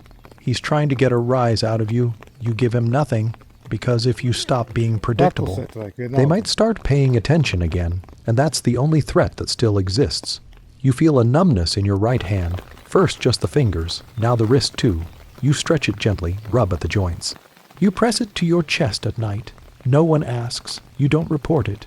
You know what it means: circulation, weakness, nerve fatigue. You also know how little it matters now. You don't need both hands for anything anymore. Not here. Your hearing is still sharp. It's one of the only things that hasn't dulled with time. You can hear the difference in boots. New guards wear thicker soles. The old ones shuffle. You know which tray is yours by the metal clink. You know which guard forgets to lock the third bolt on your door. You've memorized these sounds like a blind man memorizes a room, because sound is all that still confirms you're not underground, not completely. A cough develops in your chest, deep, dry, controlled. It starts at night. You try sleeping upright. It helps. You lean against the wall, knees pulled up. It's not rest, but it's enough to keep you conscious. You don't call for help. You don't have that kind of relationship with anyone anymore. You try to remember your brother's voice. You're not even sure you had a brother. You remember being told once he didn't survive the fever. But maybe that was someone else. Maybe it wasn't fever. Maybe you never had siblings at all. Memories bend in silence, especially when no one is left to correct them. The torch outside your cell hasn't been lit in weeks. You've stopped noticing the dark. It's constant now, like another wall. Sometimes you blink and aren't sure whether your eyes are open. You've trained yourself to see through texture instead, the grain of the stone, the shift of air over your hand. You don't miss light anymore. You just miss shape. One of the prisoners down the hall starts shouting at night. A new voice, hoarse, angry. He throws things, pounds the wall. You count how many days it lasts. 4, then silence. You don't hear him again. He wasn't removed. He just learned. Everyone does eventually. You adjust the linen under the edge of the mask again. It's started to slip. The spot behind your jaw is raw. You tried folding the cloth twice, it bunched. Now you use a smaller scrap. It helps for a few days. Then it starts rubbing again. You accept it. There's no one to fix the iron, and no reason to try. The cough gets worse. You wake up twice in one night, gasping softly. You sit forward, hands on your knees, you hold the breath in, let it out slowly, it clears, but your chest stays tight. You chew slower the next morning. Let the bread soften against your tongue. Your hands tremble slightly. You hold them still. You wait for it to pass, it does. No one's come to inspect your cell in over a month. No inventory, no check-ins. Even the linens haven't been changed. You wash your face with water from the tray. Use the edge of the blanket to dry it. You ration thread from your sleeve to patch the collar. They've forgotten their own schedule. You haven't. You keep it alive even if no one else does, because someone has to remember you were here. Even if it's only you. You remember sunlight once, long before. A hallway with a window, orange on the floor. The dust dancing through it. You weren't allowed to stop, but you looked anyway. The guard said nothing. It was the last time you saw natural light. You don't crave it now, but you remember how it felt on your... There's a draft tonight. It moves through the hallway with more purpose than usual. A straight line of air cutting under the cell door. You can smell the outside faintly rain on wood, mildew, and something sour. Possibly spoiled grain or the latrine upstairs left untended. That's how you track the world now, not with calendars, but with air. The hallway must be open again. Maybe a new shipment. Maybe someone's transferring. They still move the others, but not you, not anymore. The cot groans louder when you shift. The frame has sunk a little on the right, not much, just enough that you now sleep at a tilt. You place your rolled blanket along the wall to prop your shoulder. It helps keep the pain from spreading into your ribs. You don't complain. You haven't made a sound to another human being in 7 weeks. No one's asked you to, and you've learned. Absence keeps you safer than memory. The tray doesn't arrive today. You wait, you rest. You watch the hallway through the slit. Hours pass. You stand slowly. Press your palm to the door, not to knock, just to feel if anyone's walking past. Nothing. You sit back down. You're not angry. You're not afraid. You've survived longer gaps than this. Hunger is just another visitor here, regular, predictable, manageable. So you wait and breathe. And ration your energy like a coin that no one uses anymore. You hear someone being led out at night. Their footsteps are fast, unsteady. Guards on either side. Chains no, just fear. The prisoner mutters sounds like pleading. You don't catch the words. The door closes behind them. You never hear that voice again. Another life removed, folded inward, erased. Just like yours. You count the blood vessels under your skin now. The blue ones faint at your wrists. You remember once having fat on your fingers. Now they're just joints, still functional, still enough. You fold your hands and press them together when they ache. You do it without looking. Your body is trained to preserve itself quietly. It's the only discipline left that anyone respects. The corner of the mask near your jaw digs deeper. It flares slightly when you chew. You adjust by eating slower. You tuck bread under your tongue and let it soften. You tilt your head slightly to the left so the bite doesn't shift the plate against your cheek. This is the level of precision your survival now depends on. You've turned your body into a ritual. Everything unnecessary has been stripped away. One of the guards coughs in the hallway. Rough chest. Deep. You hear a second guard offer nothing in return. No sympathy. No comment. That's how you know morale is dropping, when even the living stop acknowledging their own weakness. This place doesn't breed loyalty. It just delays abandonment. A rat dies behind the wall. You can smell it faintly. It takes 4 days before the scent fades. No one finds it. No one investigates. The walls are too thick. The death's too small. Decay is part of the architecture now. So are you. You shift your blanket again and notice a tear in the edge. 3 inches along the seam. You take the time to mend it with thread from your sleeve cuff, the same thread you've reused half a dozen times. Your stitches are crooked, but they hold. That's enough. It's not pride. It's maintenance. When the world forgets you, you become your own warden, and you do the work quietly, because no one else will. You remember someone laughing once, a long time ago, not at you with you. You were both standing in a hallway, waiting for a door to open. You'd made a joke about the candle wax sticking to your shoes. She'd laughed a quick, real laugh. You don't remember her name, but the sound stayed. It's one of the only sounds you still believe was ever yours. The hallway is unusually quiet tonight. No trays. No steps, no torch. Even the usual creaks are gone. You listen harder, nothing.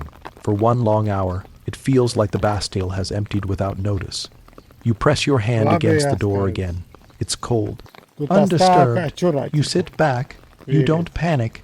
If this is abandonment, you've already rehearsed it for decades. You cough again. This one scratches the ribs. You double over, it passes. Your throat burns slightly. You breathe slow. Try not to irritate it. You sip water. It's cold, slightly metallic. You swallow carefully. The ache fades. No blood. That's the only test that matters now. They bring your tray again the next day.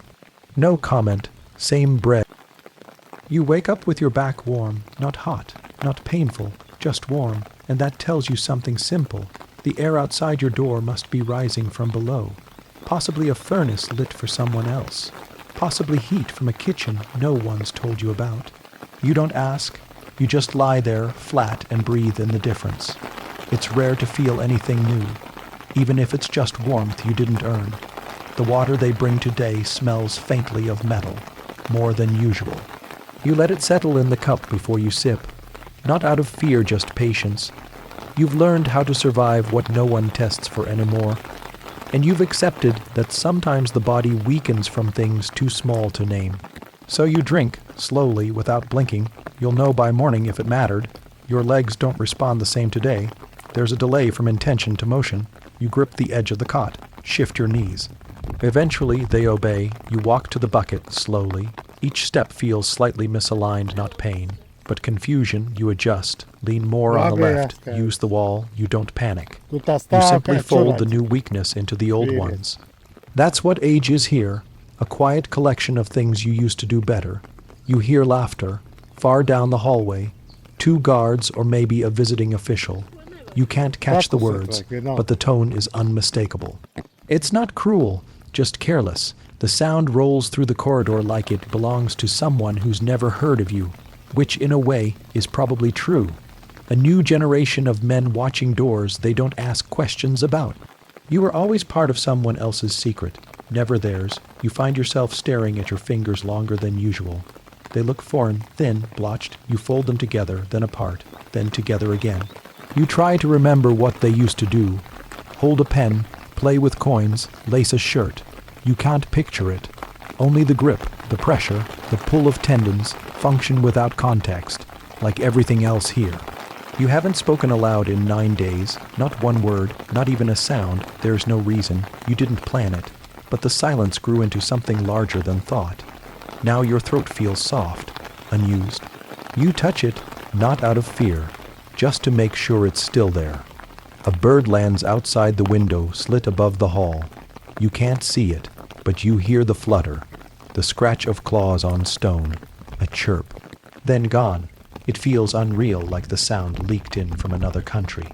But it reminds you, the world still exists. That's important, even if you're no longer part of it. There's a new guard this week. You don't see him, but you know. His footsteps are too light. His keys too loud. He whistles once, not a tune, just out of boredom. You hear an older guard silence him. They know your file is strange. They just don't know how strange. That's how your safety survives now, in fragments of warning passed between men too young to understand why it matters. You feel the mask press harder against your cheek this week. Possibly swelling, possibly just fatigue. You chew on the other side, carefully. The skin along your jaw is softer, worn thin. You use the cloth again, adjust the fold. Press it under the hinge, it doesn't fix it. But it quiets the edge, and sometimes that's all survival really is, making the sharp things dull again.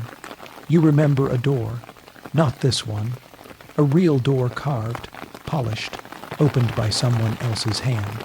You don't remember walking through it, only standing outside it, waiting. You can't remember if you were expected, but you remember wanting to knock. That's the last memory you have of being allowed to make a decision. The torchlight in the hallway doesn't flicker anymore. It stays still, unmoving, dim.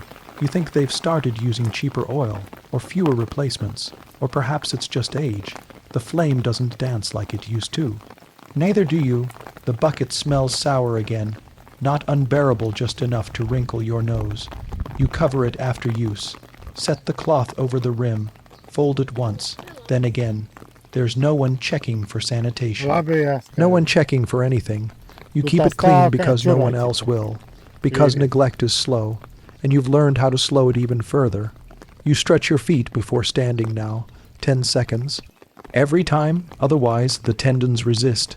You count it out, quietly, in your head. Then rise, leaning left, hand on the stone. You don't groan. You've stopped making those noises. They lead to attention. And attention leads to paperwork, and paperwork leads to decisions. You are safest when no one decides anything. The mask shifts slightly in the night. You feel it near the right cheek, a new point of pressure. You press your thumb to the edge and hold it there for a minute, not to fix it, just to dull the contact. It helps. Temporarily, you lie back. The pillow doesn't hold shape anymore, but neither do you. Someone drops a ring of keys, far away, second corridor, possibly a staircase. You recognize the sound brass, old, loosely bound. They don't react. You wait. No one comes down your hall, of course not. You've been in this part of the Bastille long enough to become invisible. Even your location is no longer shared during guard shifts. You are a myth in their records, a question mark in the logbook, a file no one wants to be responsible for. You remember your mother's scarf, light brown, woven, worn thin at the edges. You saw her hold it once, folding it into a drawer. No words, no gesture, just the memory of fingers smoothing fabric. It's the last detail of her you trust. The rest have softened too much. You're not sure if her voice was high or low, or if she ever spoke your name at all. The air smells drier now. You think the upper vents were closed. Winter's coming again. You count how many you've seen, then stop, because when the number passes 30, you start asking how, and how is the wrong question in a place like this. Your knees give a little when you try to turn. Not collapse, just warning. You sit again. No frustration, just calculation. You save your movements now.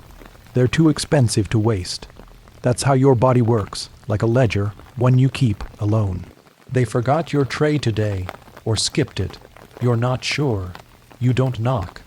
You still have the crust from yesterday. You chew it slowly. Break it into 3 pieces. One for morning, one for midday, one for night. It tastes like chalk, but it reminds you that your choices haven't been entirely taken, only narrowed. A guard hums something, not near you down the west wing. Off-key, brief, then cut short by a superior. You hear the rebuke, sharp, whispered, then silence returns. You wonder what the tune was, and whether it came from a home, or a tavern, or a woman, and whether he'll ever hum again. Probably not. Not after being assigned this corridor. Not after they show him the key. Not after he asks who's in that cell. And the answer is, don't ask, just feed him. You speak today, 2 words, not loud, just a whisper to yourself. You mouth them twice. Then stop. Your voice sounds strange, hollow, too soft. Not your own, that's expected. Even language forgets how to live when no one else hears it. A rat drags something under your cot. You don't startle. You move your foot slightly. It scurries away. You lie still. The rat will return. It always does. And you've learned not to challenge small survivors. They last longer than most. So have you. You dream of a window. High, narrow, set in white stone. A breeze passes through it. Cold. You stand beneath it, looking up. But you never see beyond the bars. Just light, blue, gray, moving. You wake before you find out what's outside. And you don't feel disappointed, because dreams don't promise anything in here. They just let you pretend that something else once existed. The mask feels heavier this week. It probably isn't, but your neck disagrees. You support it with your hand when you lie down now. Palm beneath the jaw, elbow on the cot. You sleep at an angle. You wake up sore, but at least you wake. That's still a form of continuity. A letter arrives. You hear the guard mention it. Not for you, for someone else. But it reminds you of letters. The footsteps are back. Heavier this time. Slower. Not a routine guard. Not a food tray. Different rhythm. Softer shoes. Heavier breath. A visitor. You sit up without thinking. Spine stiff. Fingers folded over your lap. But they don't stop at your door. They pause. 3 cells down. Then again near the end of the corridor. A few mumbled words. Then silence, and the steps retreat. You lie back down. The moment is over. No one came for you again. You try to remember what month it might be. You estimate by the cold it bites deeper now. Stays in the joints, clings to the cloth. Your knees crack when you move, so maybe November, maybe late October. You count on your fingers, stop halfway. The months don't matter, not anymore. Only what still bends, what still breathes, what still closes its eyes at night and wakes up the next day. You cough once in the morning, It's sharp, wet, unexpected. It surprises you. You sit forward, wait for more, but nothing follows. You spit into the corner cloth just in case. No blood, just breathe and silence. Still safe, still manageable, still enough to keep existing. The rats have stopped visiting. Too cold, maybe. Or maybe they found something more interesting down the hall, someone who dropped food or fell asleep with crumbs. Either way, you're alone again. You hadn't realized how much noise they made until it vanished. Now the silence buzzes louder than their claws ever did. Your fingernails grow unevenly. One splits at the edge. You trim it with a small flake of tin from the tray's lip. It works. You press it under your nail and bend. Twist, snap. You feel nothing. Pain has long since been replaced with maintenance. You are the caretaker of a body no one checks anymore. The mass comes slightly when you breathe through your nose, a dull vibration, subtle, rhythmic, like wind inside a bottle. You'd forgotten that sound. You used to notice it when you first arrived. You thought it meant something, that someone was listening through it. You don't believe that anymore. Now it's just a design flaw no one had reason to fix. The soup is warmer today. You sip it slowly. Let it linger in your mouth. It tastes of nothing, but the heat helps. You wrap your hands around the bowl. Close your eyes. That's the closest you get to comfort here. A brief moment of warmth from a source that doesn't even know your name. The man in the cell across from you dies. You don't see it. You only know because the guard swears under his breath. Then keys, then footsteps, then a muffled thump, then silence. A day later, another man is placed in the cell. You hear coughing. Younger voice, weaker. You don't speak to him. You never do, because names don't last here. Only sounds, and then, not even those. You remember the texture of apples, not the taste. The texture, crisp. Cold, wet. You remember the snap as your teeth broke the skin. You remember wiping the juice from your lip. But you don't remember why you had one that day, or who gave it to you. You just remember holding it. As if that detail is the one thing your brain decided was worth keeping. Your ankles are swollen again. You wrap them, prop them, keep them raised. You speak no complaint. You don't record the days anymore. Because in here, injuries don't matter unless they kill you. Everything else is background. A bird dies in the wall, or maybe in the vent above. You smell it before you hear the buzzing. 3 days later, it fades. No one investigates. That's how it goes. Small deaths pass without comment. Only the large ones are labeled, and you're no longer sure which kind you are. A spoon goes missing. The guard grunts, blames the kitchen boy. Another guard says he never had one. They argue. You quietly outside your cell. You sit still. The tray has no spoon. You sip directly from the bowl. You say nothing. The missing spoon will vanish into paperwork. Not into memory. You press your fingers against the iron again. Test the space between metal and cheek. Still tight. Still there. Still no give. You wonder, not for the first time, how much effort it would take to remove it.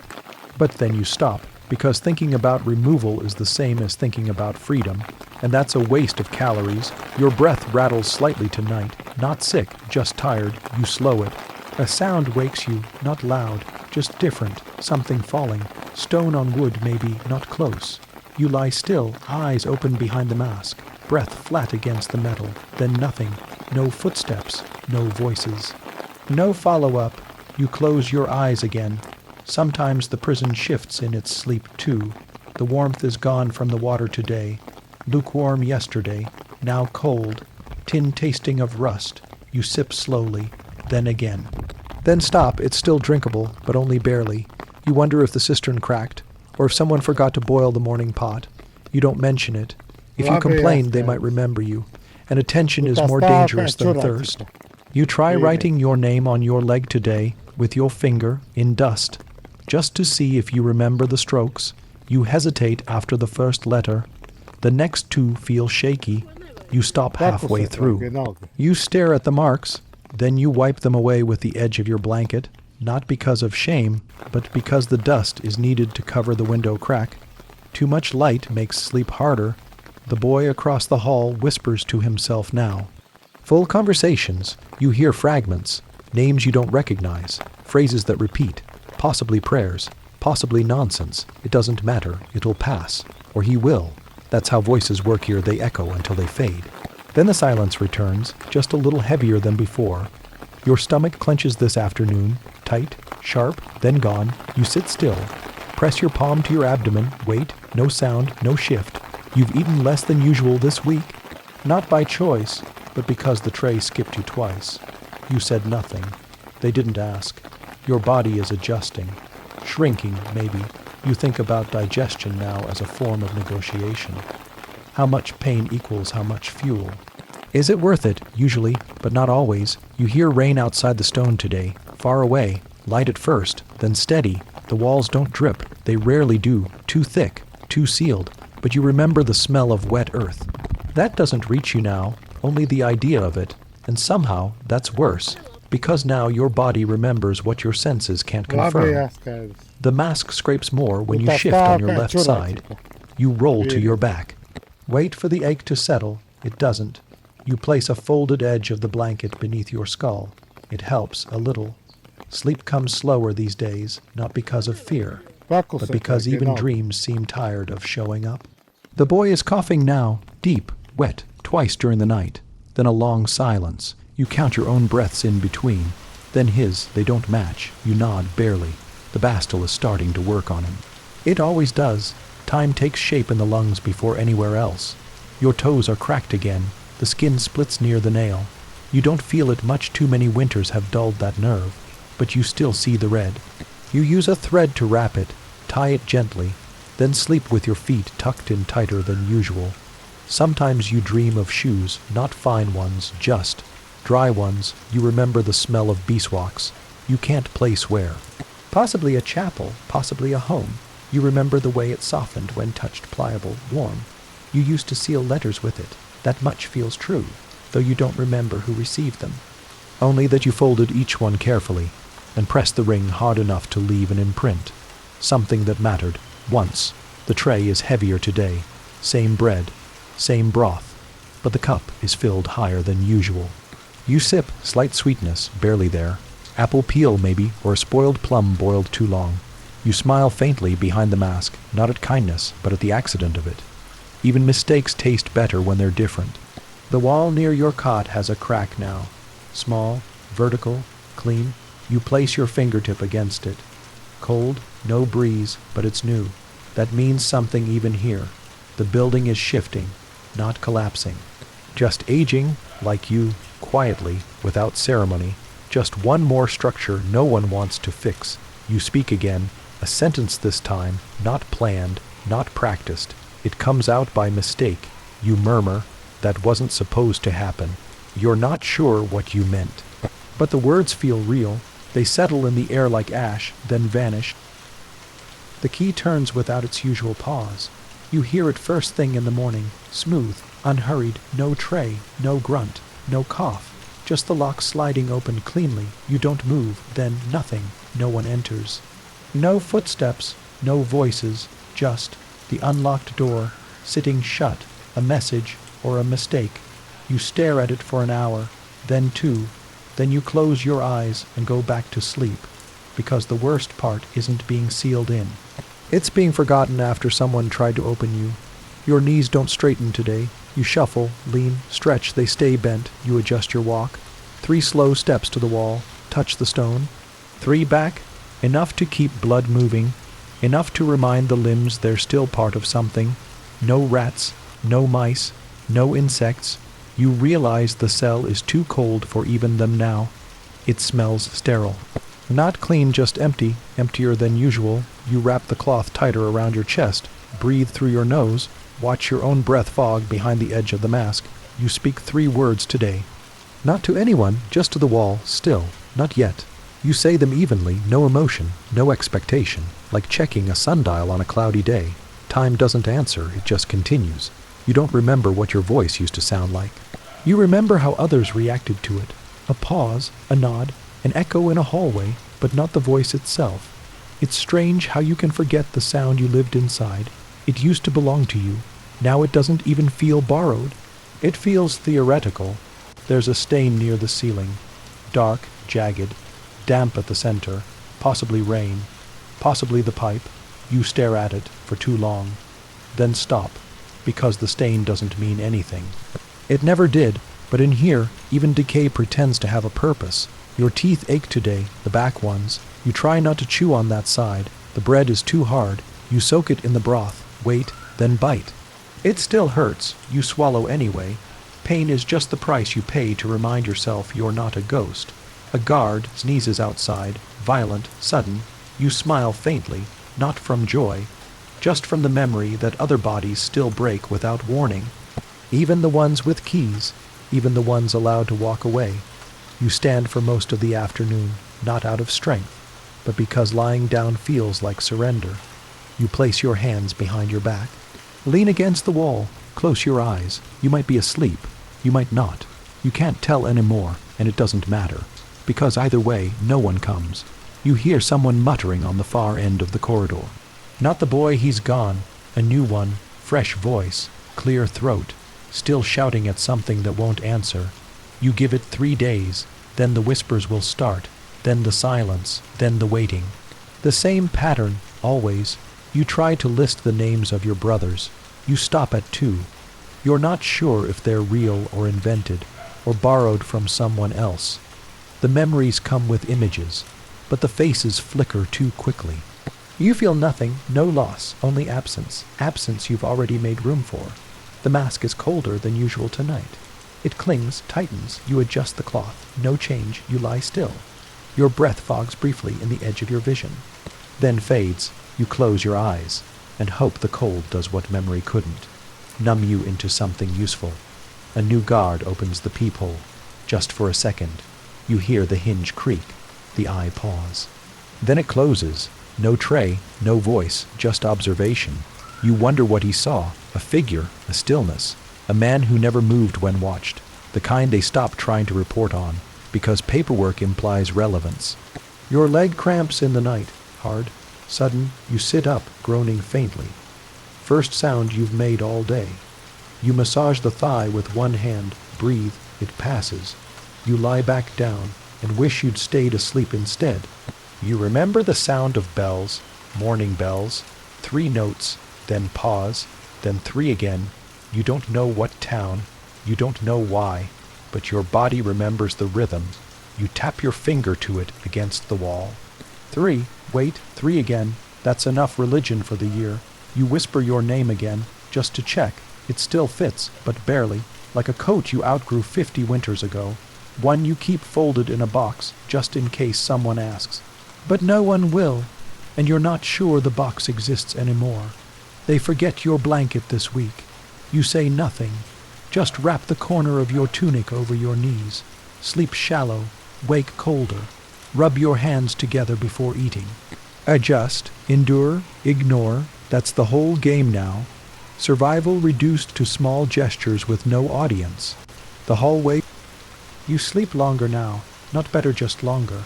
Like the body is winding itself down, not broken, just spent. It wakes only when necessary. It eats, it drinks, then it returns to stillness, like a room with no guests left to wait for. No tray arrives today, not late, just not at all. You sit up, wait an hour, nothing. You lean back, stomach hollow, but calm. The ache is less sharp than it used to be. Hunger fades when it knows it's permanent. You dream of snow not falling, already fallen, thick, untouched, resting on empty rooftops.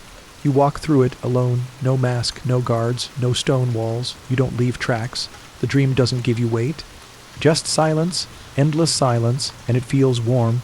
Your hands tremble when you lift the water cup, not shaking, just uncertain, like the muscles are tired of pretending to care. You steady them, sip slowly. Then fold your hands again. It takes energy to keep form, and some part of you is starting to ask if it's still worth it. They change guards again. You hear the voices, younger, sharper, unfamiliar. Someone says, "What's in that one?" The answer, "Don't ask. He's been here longer than any of us." Laughter, then footsteps fading. They don't open your door, they never do. Your knees stop bending fully. You adjust, walk less, sit longer. The cot feels like part of you now. You don't lie flat anymore. You lean, one shoulder pressed against the wall. It keeps your spine from aching too much. That's all comfort is now. Less pain than yesterday.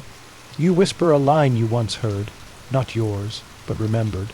Something about silence being the last kind of truth. You don't remember who said it. Maybe you did. Maybe someone else. But it sits heavy in the cell. Like it belongs here more than you do, the mask itches your cheek constantly now. A rash, probably, or just thinning skin. You don't bother adjusting it. You've done that 1,000 times, and nothing ever changes. It stays on. That was always the point. Not punishment, not protection, just permanence. You remember your father's boots, thick leather, loud, too big for the hallway. He walked fast, always fast. You'd watch him tie the laces. Tight, precise, always double. Nodded. You remember thinking, nothing can stop a man who walks like that. You don't remember what stopped him, but something did. Everything stops eventually. You breathe through your mouth now. The nose is too stuffy. Or maybe the mask presses just a little tighter. Each breath feels thin, but it still comes. You lie on your side, curled slightly. Like a letter someone meant to send, but never wrote the last line of. Someone leaves a tray by mistake. It's meant for the cell next door. You hear it slide, the wrong door clang, then a muttered curse. You hear the correction 30 seconds later. No apology, just a shuffle. And you smile, barely, not because of the food, but because someone forgot something that wasn't you for once. You forget your age today. You try to count. You stop. You realize it doesn't matter. You haven't aged the way other men do. You've simply continued until now. The metal creaks when you shift. Not the door, the mask, a loose hinge, a worn screw. It doesn't matter. The sound doesn't startle you. It comforts you, like the prison is exhaling too. You press your ear to the wall. There's no sound. You do it again the next day. Still nothing. Even the world outside has stopped pretending you exist. You aren't waiting for freedom. You're waiting for memory to finish dissolving. So that finally there's nothing left to keep breathing for. The wind returns. You feel it through the high slit in the stone, faint, distant, cold. It brushes your neck like a hand you used to know. You close your eyes, and for the first time in days, you let your body believe it's somewhere else, just for a moment, just long enough to fall asleep without feeling the iron touch your skin. The cough returns. Not strong, but deep, twice in the night, once in the morning. You don't sit up. You just breathe between them, let them pass, and they do. You stop counting anything, not meals, not days, not steps. You stop checking the crack in the wall. It's still there or not. You don't care. Your world has shrunk to exactly what fits inside your body, and your body has stopped making demands. The corridor outside your door stays quiet all week. Not just less noise, none. You wonder if the guards were reassigned.